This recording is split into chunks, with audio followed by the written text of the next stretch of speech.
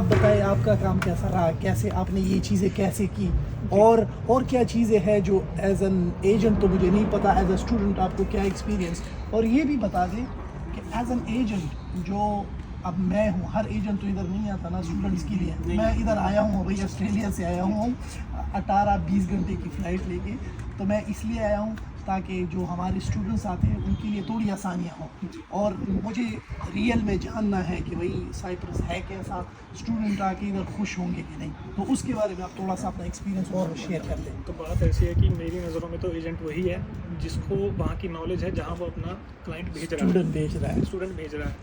तो हमें जिन एजेंट्स ने भेजा उन्हें भी मिली जुली सुनी सुनाई जो थी नॉलेज थी, जिसके बारे में उन्होंने हमें भी आधा ही बताया, उसमें से भी आधा ही बताया हमें, है ना।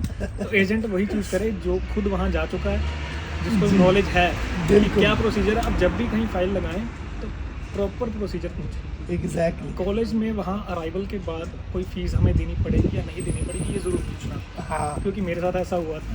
ये इस बात को मैं एलाबोरेट करना चाहूँगा। वो जो वहाँ पे आपको एजेंट कहते हैं ना कि कम पैसों में ये काम हो जाता है, वहाँ पे ये पंगे है। फिर ऑफर लेटर में जो चीज़ें मेंशन होती है ना, इधर आके आपको कितने पैसे दिए थे आपने? मैंने यहाँ आके 1.25 लाख रुपए दिया। 1.25 lakh Indians means almost 2,000 Euros 4.5 lakh या शायद 1100 यूरोस थे, अब वो बढ़ गए हैं, यहाँ बढ़ा दिए इन्होंने। हाँ, 1200 यूरो इन्होंने ज़्यादा पे किए।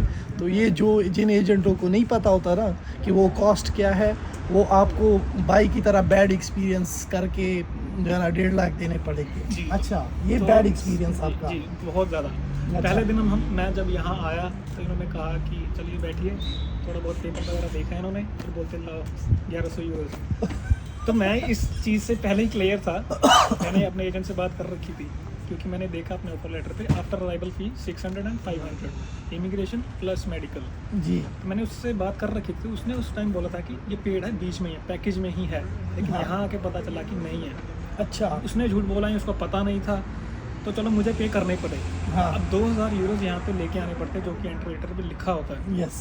अब 2000 में से 1100 इन्होंने ले लिए। अच्छा, रूम का रेंट वो डिपॉजिट पहले ले लेते हैं, हाँ, खाने पीने का भी था, फिर यहाँ घूमना फिरना, थोड़ा जो आपको काम करना है, घूमना फिरना वैसा नहीं मौज मस्ती, हाँ, जो यहाँ पे काम करना है, मेडिकल करवाने कहीं जाना है, यस, ब्लड टेस्ट कहीं करवाने जाना है, एक्सरे कहीं, फिर उनको टेस्ट भी करवाना, तो वो सारे खर्चे 2000 यूरो का पता नहीं चलता कहाँ जाता है।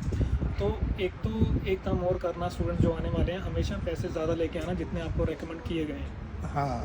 अगर आपको 2000 हमने बोला है कि आप 2000 लेके हैं, तो भाई 2300 लेके है, कुछ नहीं होता, वो आपके पैसे आपकी जेब में ही है। लेकिन कम से कम आपको इधर कोई तकलीफ़ नहीं होगी। अगर कोई ऐसी सिचुएशन आ गई तो आप प्रिपेयर होंगे, भाई की तरह मुश्किल जो है ना वो आपको पेश नहीं आएगी। जी, तो मुश्किल ज़्यादा ये थी कि चलो कॉलेज को भी दे दिए, बाकी एक्सपेंस भी निकाल दिए। अब 800 यूरो चाहिए थी बैंक स्टेटमेंट के लिए।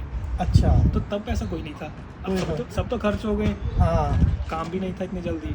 तो जैसे कैसे करके मैंने अपना डॉक्यूमेंटेशन, सारे पेपर वगैरह 1 महीने में सारा अपना प्रोसीजर जो था वो पूरा करके इमिग्रेशन के लिए पेपर्स इनको दे दिए। इन्होंने 1 हफ्ते में इमिग्रेशन करवा के फिर मैं फ्री था।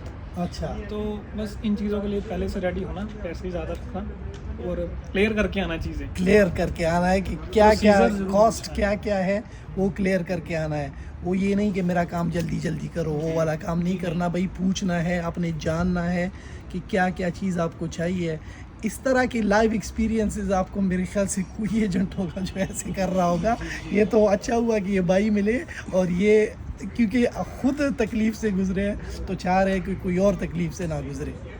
जी, तो अभी कुछ पाकिस्तानी स्टूडेंट्स आ रहे हैं यहाँ पे। हाँ, तो उनको सबसे बड़ी मुश्किल ये हो रही है कि उनको पता ही नहीं उनकी एडमिशन स्कूल में हो रही है या कॉलेज में हो रही है। अच्छा, उनको कहा वहाँ पे जा रहा है, कॉलेज डिग्री में आपकी एडमिशन हो रही है, यहाँ आके उनको फाउंडेशन मिल रहा है।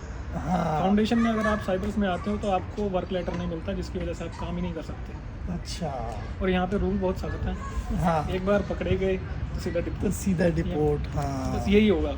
अच्छा तो पाकिस्तानी के साथ ज़्यादा यही हो रहा है। अच्छा, फाउंडेशन में वो जो आते वो हैं, उनको यहाँ आके पता चलता है कि वो फाउंडेशन में है। नहीं नहीं, वो मसला उनका एक और है, वो एजेंट का मसला ज़्यादा नहीं है, स्टूडेंट्स का। Students का हम भी है। तो उसे कहते हैं कि भाई आइल्स करो, जी हाँ, क्योंकि मैंने हमारे अच्छा। आइल्स पीटी के सेंटर्स तो जी। नहीं है कि हम किसी को वो, हम तो कहते हैं कि भाई आइल्स करो, ये करोगे तो डायरेक्ट एडमिशन मिल जाएगा, अगर नहीं करोगे तो फाउंडेशन लेकिन में इसका मिल मतलब जाएगा। आप उनको बताते हो पहले, बताते हैं पहले वो कह पूरी रहे थे तरह। वो पता ही नहीं, ये हाँ, तो मैं- चीज़ ही अलग हो गई ना। हाँ, ये खैर मैं दूसरे एजेंट की बात तो मैं नहीं करता, हाँ। लेकिन जो हमने तो अभी अभी कुछ हैं दोस्त, अगर होते तो मैं बात करवाता। वो कहते कि ना पता ही नहीं। मैंने कहा अच्छा। तुम्हें कैसे नहीं पता, ऑफर लेटर नहीं आती तुम्हारे हाथ हाँ। में? मेरे पास ऑफर लेटर आई, उस पर साफ साफ लिखा था बीएससी होटल एडमिनिस्ट्रेशन, हाँ। 4 इयर्स डिग्री कोर्स, इतनी फीस है।